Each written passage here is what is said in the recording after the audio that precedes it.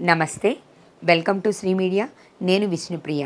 September నెల రాశి ఫలితాలు ఎలా ఉన్నాయి, 12 రాశుల వాళ్ళకి సెప్టెంబర్ నెలలో ఎలా ఉందో ఇప్పుడు తెలుసుకునే ప్రయత్నం చేద్దాం. మనతో పాటు ఉన్నారు గురువుగారు లక్ష్మీనారాయణ గారు. గురువుగారితో మాట్లాడి 12 రాశుల యొక్క వివరాలు తెలుసుకుందాం. నమస్తే గురువుగారు. నమస్కారం. ఈ నెలలో సెప్టెంబర్ నెలలో 12 రాశుల వాళ్ళ యొక్క ఫలితాలు ఎలా ఉన్నాయో మనం ఒక్కొక్క రాశి ద్వారా తెలుసుకుందామా గురువుగారు? మంచిది. ముందు రాసులు, గ్రహాలు. ఆ గ్రహాల వల్ల మనకు ఎటువంటి సమస్యలు వస్తున్నాయి, ఆ గ్రహాలు మనల్ని ఇబ్బంది పెట్టడానికి మనం చేసుకుంటున్నటువంటి దోషాలు ఏమిటి, అది ముందు తెలుసుకొని ఈ 12 రాసుల ఫలితాలు చెప్పుకుందాం.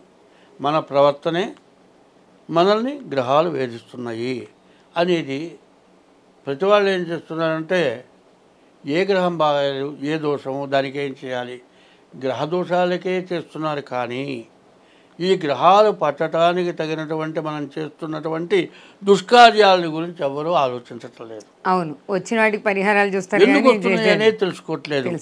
వచ్చినటువంటి దుష్కార్యాలకి ఫలితం ఏమిటి, దీనికేంటి, గ్రహాల వల్లే వస్తున్నాయి అనుకుంటున్నారు. కానీ నీ ప్రవర్తన వల్ల వస్తున్నది అనేది ఎవరు కనుక్కోలేకపోవటం చేత జ్యోతిష్యం బాగాలేదు, జ్యోతిష్యం సరిగా చెప్పటం లేదు, పూజలు సరిగా చేయట్లేదు, జపాలు చేయటం లేదు, బ్రాహ్మణులు మోసం చేస్తున్నారు, జ్యోతిష్యులు మోసం చేస్తున్నారు, జ్యోతిష్యం ఉన్నదా లేదా అనేటువంటి అనుమానాలు వస్తున్నాయి. జ్యోతిష్యం ఉంది, దేవుడు ఉన్నాడు, 4 వేదాలు ఉన్నాయి, వేదాల్లో భాగాలు ఇవన్నీ. కాబట్టి దాన్ని ఎట్లా చేస్తే మనకు బాధలు పోతాయి. దైవ సంబంధమైన పూజలు, జ్యోతిష్యం రెండూ కలిపి చేయటానికి మేము సిద్ధంగా ఉన్నాం. అటువంటి వాటిలో అందరూ పాల్గొనండి. స్వస్తి. సెప్టెంబర్ నెలలో మీన రాశి వారి యొక్క రాశి ఫలితాలు ఏ విధంగా ఉన్నాయో ఇప్పుడు గురువుగారు తెలియజేస్తారు. 2024 సెప్టెంబర్ నెల 1వ తారీఖు దగ్గర నుంచి 30వ తారీఖు వరకు మీనరాశి ఫలితాలు. ఈ మీనరాశి ఎట్లా ఉందో చూద్దాం. ఈ మీనరాశికి బుధుడు ఒక్కడు తప్పితే ఏ గ్రహం బాగాలేదు. పైన మీనరాశి వారికి ఏలినాటి శని ప్రారంభమైంది. సంవత్సరంన్నర నుంచి మీ బాధలు చెప్పాలా అలవిగాని బాధలు ఉన్నాయి. కాబట్టి ఈ రాశి వాళ్ళు ముందు మీ జాతక రీత్యా తగిన శాంతి చేసుకోండి.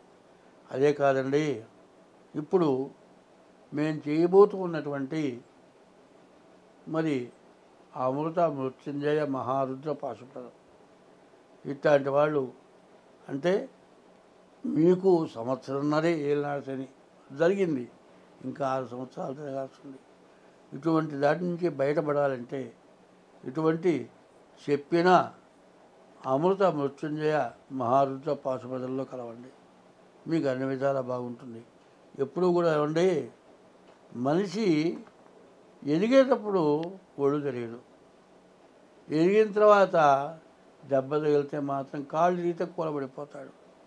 కొన్ని గ్రహాలు అట్లా ఇబ్బంది పెడతాయి. కాబట్టి ఈ ఏలినాడు శనిలో మాత్రం జాగ్రత్త పడాలి.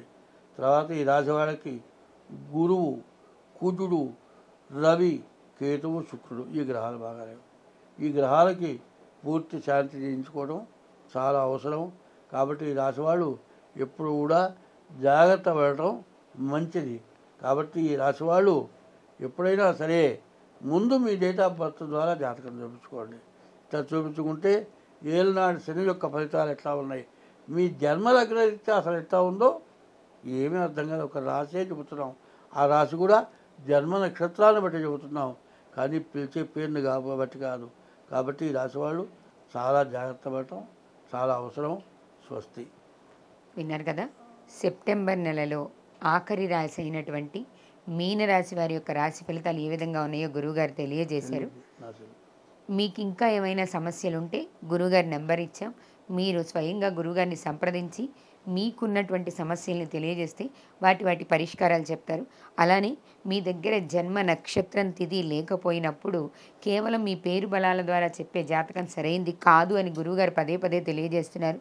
ఒకవేళ నిజంగానే మీ జన్మ సమయము జన్మ నక్షత్రము లేకపోతే మీ హస్త సాముద్రిక ద్వారా గురువుగారు మీ జాతకాన్ని పూర్తిగా వివరంగా తెలియజేస్తారు.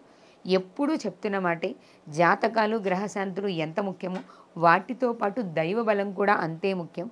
దైవానుగ్రహం పొందడానికి ఏమేం చెయ్యాలో ఎవరి యొక్క స్థితులను బట్టి వారికి తెలియజేయడం జరుగుతుంది అని గురుగారు చెప్తున్నారు. మీకు ఎలాంటి సమస్యలున్నా గురుగారిని సంప్రదించండి. ఆ సమస్యలకి తగిన పరిష్కారాలు, ఉపశాంతులు, హోమాలు, పూజల ద్వారా తెలియజేస్తారు. వాటిని ఆచరించి ఆ సమస్యల నుంచి బయటపడండి. నమస్తే.